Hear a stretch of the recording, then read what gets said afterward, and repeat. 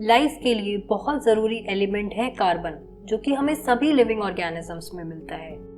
कुछ agricultural practices से हम क्रॉप्स में फोटोसिंथेसिस के थ्रू एटमॉस्फेयर में प्रेजेंट कार्बन डाइऑक्साइड को ट्रैप करके न सिर्फ इकोसिस्टम को हेल्दी बना सकते हैं, बल्कि इनसे सॉइल की प्रोडक्टिविटी भी बढ़ा सकते हैं।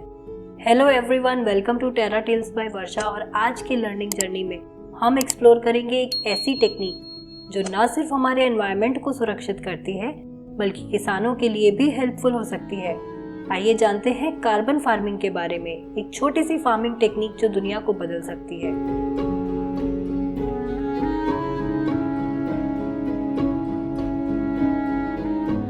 क्लाइमेट चेंज के इम्पैक्ट्स अभी हीट वेव्स के थ्रू हम सभी ने एक्सपीरियंस किए हैं। ग्रीन हाउस गैसेस का एमिशन कम करना अब बहुत ज़रूरी बन गया है। बढ़ती ह्यूमन पॉपुलेशन की फूड नीड्स को पूरा करने के लिए शुरू की गई इंटेंसिव कल्टीवेशन प्रैक्टिसेस यानी ग्रीन रिवॉल्यूशन ने इंडिया को फूड सिक्योर तो बना दिया, पर इससे सॉइल की फर्टिलिटी कम हो गई। सॉइल से ऑर्गेनिक कार्बन खत्म होने लगे और फर्टिलाइजर्स के एक्सटेंसिव यूज से पॉल्यूशन बढ़ गया। इन कल्टीवेशन प्रैक्टिसेस से ग्राउंड वाटर रिसोर्सेज भी डिप्लीट हुए, ग्रीन हाउस गैसेस का एमिशन भी बढ़ गया। प्लांट्स या क्रॉप्स ग्रोथ के टाइम पर कार्बन डाइऑक्साइड एब्जॉर्ब करते हैं फोटोसिंथेसिस के लिए, और वहीं हार्वेस्ट के बाद यही स्टोर्ड कार्बन डाइऑक्साइड एटमॉस्फेयर में रिलीज करते हैं और ग्रीन हाउस गैसेस का एमिशन बढ़ाते हैं। साथ ही नॉर्थ वेस्ट इंडिया में हर साल स्टबल बर्निंग से होने वाला पोल्यूशन एनसीआर को कैसे इम्पैक्ट करता है, ये तो सभी जानते हैं। United Nations framework convention on climate change को दिसंबर 2023 में सबमिट की गई इंडियाज़ थर्ड नेशनल कम्युनिकेशन के अकॉर्डिंग 2019 में एग्रीकल्चरल एक्टिविटीज से होने वाले total green house gas emission का 17.4% राइस कल्टीवेशन से हुआ था और 1.99% एग्रीकल्चरल रेजिड्यूज के बर्निंग से।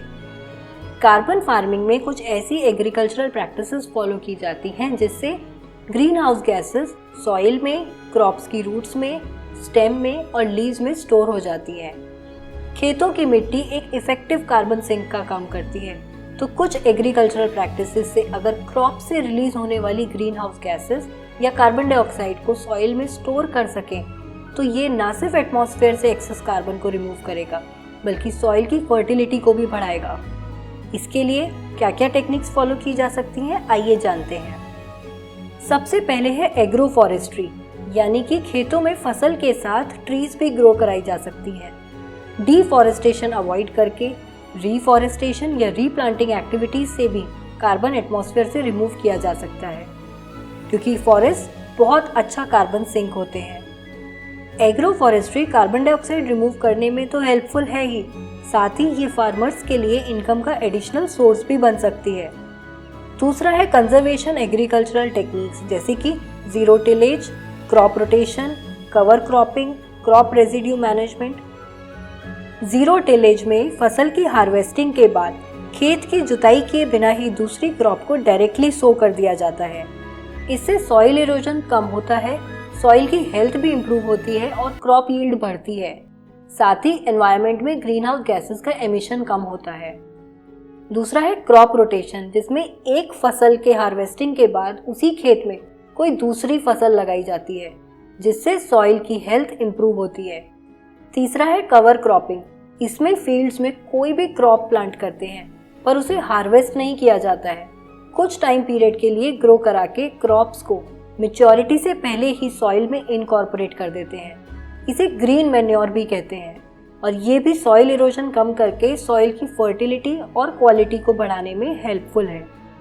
क्रॉप रेजिड्यू मैनेजमेंट में कई सारी प्रैक्टिसेस को यूज करके हार्वेस्ट के बाद बचे क्रॉप्स के रेजिड्यू को सही तरीके से यूज किया जाता है, जैसे कि उससे कंपोस्ट बनाया जा सकता है, और ये भी सॉइल की हेल्थ इंप्रूव करने में हेल्पफुल होता है।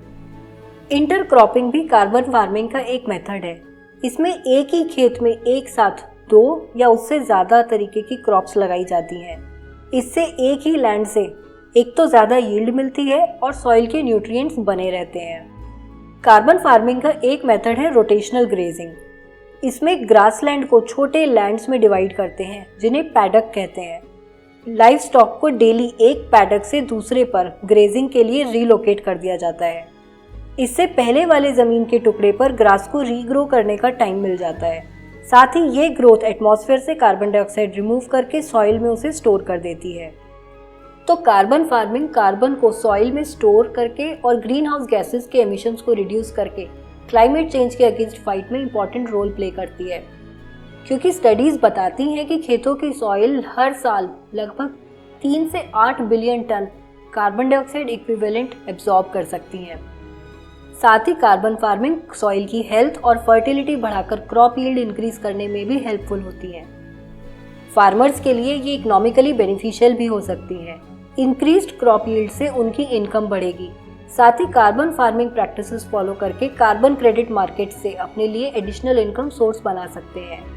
फार्मर्स यदि 1 टन कार्बन डाइऑक्साइड या दूसरी ग्रीन हाउस गैस मीथेन के एमिशन को अवॉइड करते हैं या एटमॉस्फेयर से रिमूव करते हैं तो उन्हें 1 कार्बन क्रेडिट मिलता है।